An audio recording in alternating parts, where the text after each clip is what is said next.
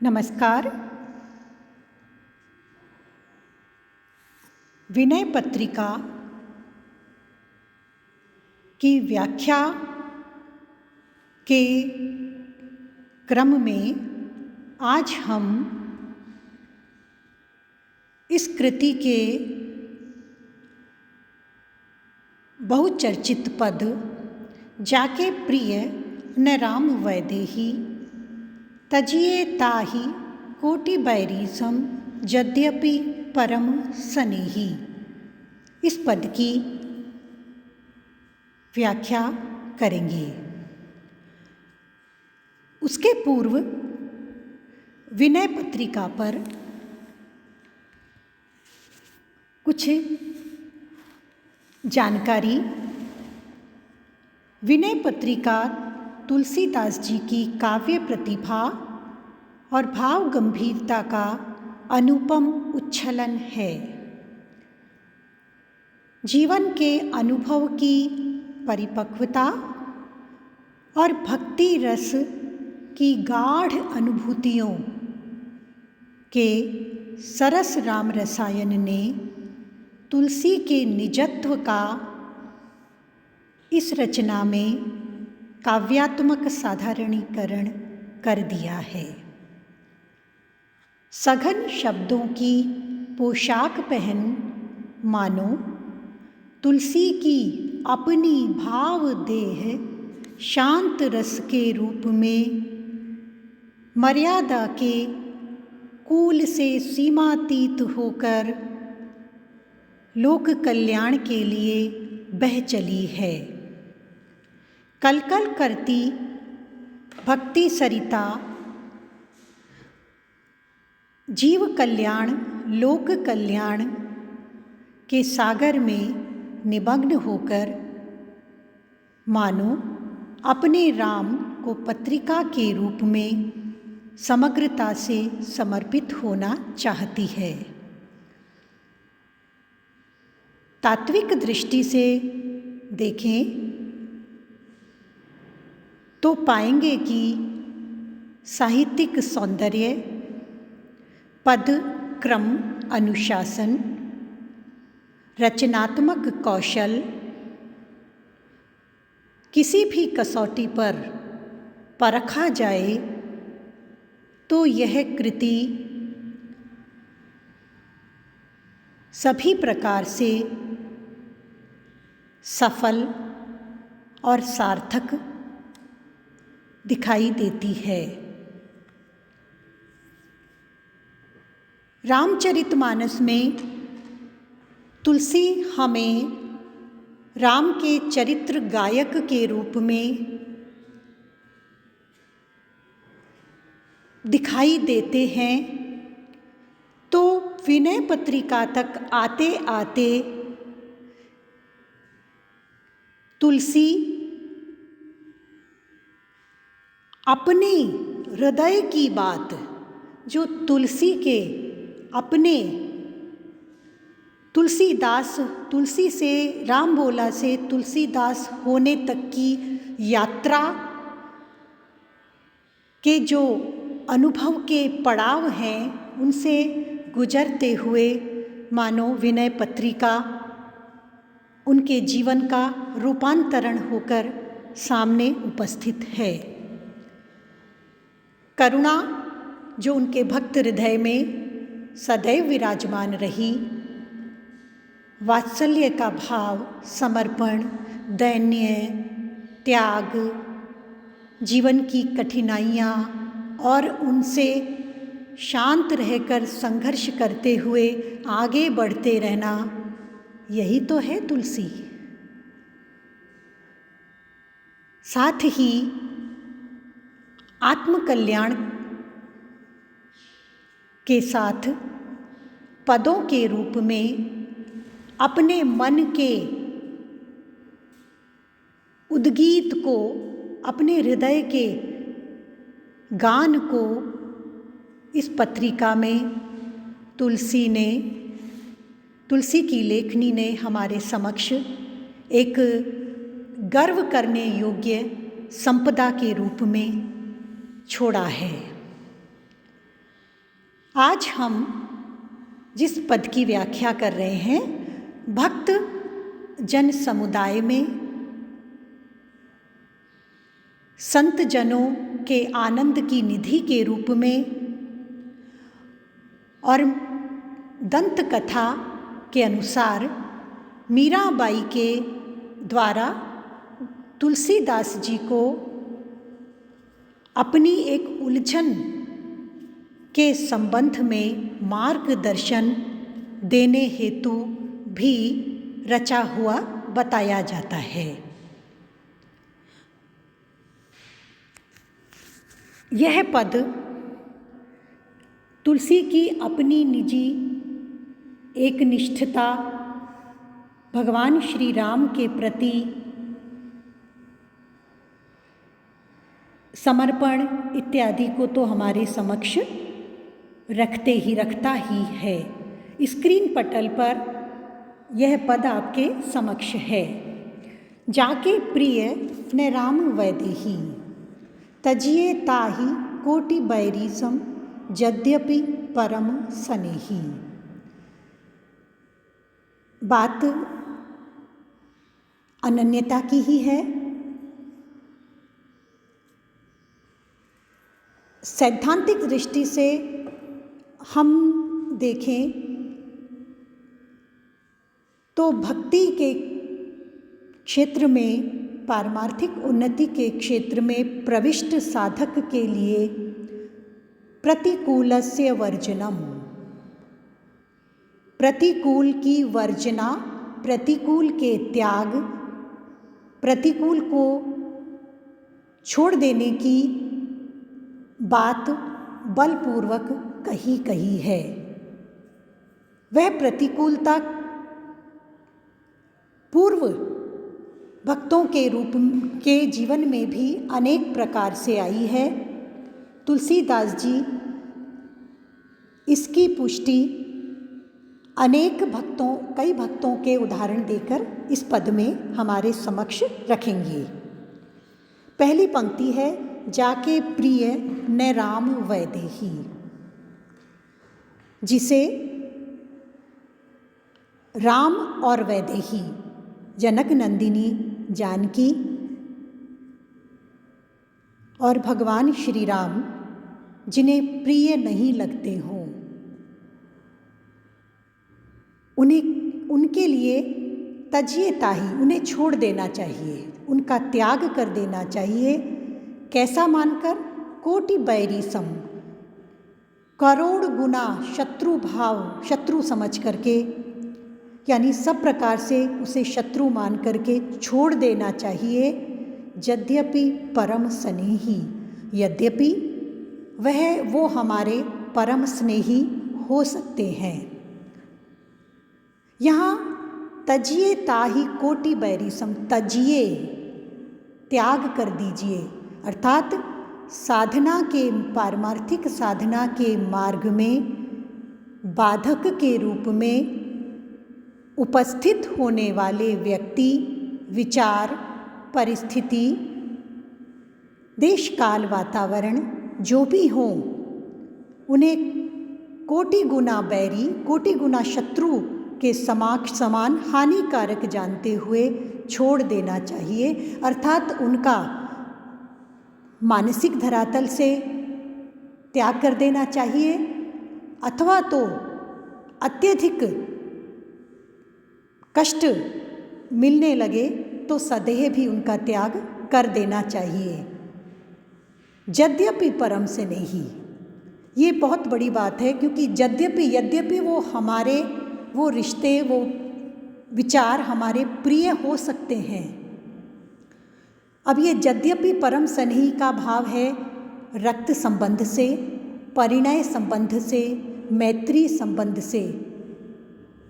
ये जो संबंध होते हैं, ये हमारे भीतर जन्म जन्मांतर के मोह की जड़ों को गहराई से सींचते हैं। मोह हमें बहुत प्रिय होता है, और ऐसे संबंधी जो पारमार्थिक मार्ग में प्रवेश करने के बाद कष्ट पहुंचाते हों और बारंबार प्रतिकूलता उपस्थित करते हों तो उनका त्याग कर देना श्रेयस्कर है। अब अपने इस भाव की पुष्टि कर रहे हैं गोस्वामी जी। कैसे? जैसे तजो पिता प्रहलाद, जैसे भक्त प्रहलाद ने पुनः पुनः प्रहलाद के पारमार्थिक जीवन में कष्ट उपस्थित करने वाले अपने पिता हिरण्यकश्यप का त्याग कर दिया गया था। विभीषण बंधु, विभीषण ने, भक्त विभीषण ने अपने भाई रावण को छोड़ दिया था और राम की शरण ग्रहण कर ली थी। भरत महतारी, भगवान श्री राम के वनगमन की बात सुनने के बाद ननिहाल से लौटे हुए भरत ने जब राम के वनगमन में महतारी अर्थात अपनी माता, अपनी जननी कैकेयी को इसमें कारण जाना तो उन्होंने अपने मन से उनके पुत्र होने का भाव त्याग दिया। बलि गुरु तज्यो, राजा बलि ने गुरु का त्याग कर दिया। कंत ब्रज बनितनी, और इसी त्याग के क्रम में सर्वोच्च स्थिति तक पहुंचने के बाद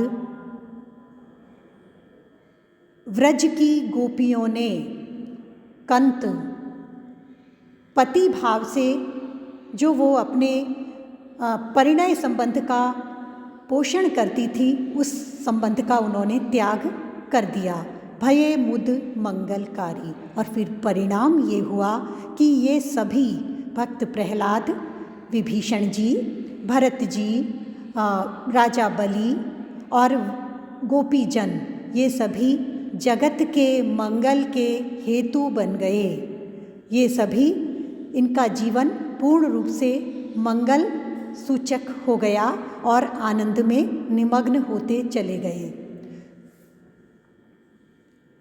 नाते नेह राम के मनियत सूर्यद सुसेव्य जहाँ लौ, जहाँ तक मित्र और भली भांति पूजने योग्य हैं, संभ्रांत हैं, कुलीन हैं, वे सब श्री रघुनाथ जी के ही संबंध और प्रेम से पूजनीय, वंदनीय होने चाहिए।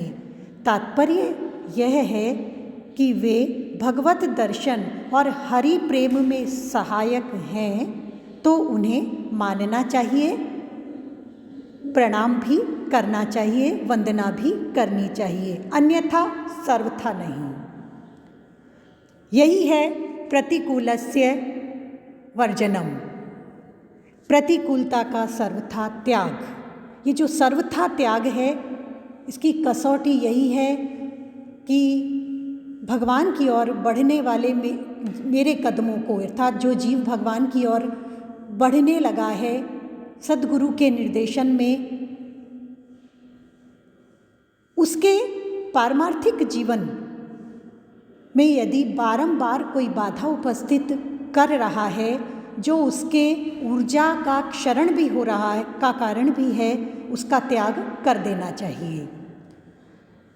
अंजन कहा आँखी जेहि फूटे, बहुतक कहो कहाँ लो। तुलसीदास जी कहते हैं, अंजन के लगाने से, जिस काजल के लगाने से आँखें ही फूट जाएं, वह अंजन किस काम का। बस अब अधिक और क्या कहूँ, बहुतक कहूँ कहाँ लो। मैं कहाँ तक और इस भाव की पुष्टि में उदाहरण दूँ। यहाँ तक कह रहा हूँ कि उस काजल का क्या लाभ जिसे लगाने से नेत्रों की ज्योति को हानि पहुँचती हो, अर्थात उसे प्रयोग में नहीं लाना चाहिए। इसी प्रकार से पारमार्थिक मार्ग के बाधक भाव, विचार, व्यक्ति, परिस्थिति का त्याग ही सर्वथा उचित है। उसमें कोई ढिलाई के लिए तुलसीदास जी किसी प्रकार की छूट नहीं देते। तुलसी सो सब भांति परमहित, पूज्य प्राण ते प्यारो, जासो होई सनेह राम पद, ये तो मतो हमारो।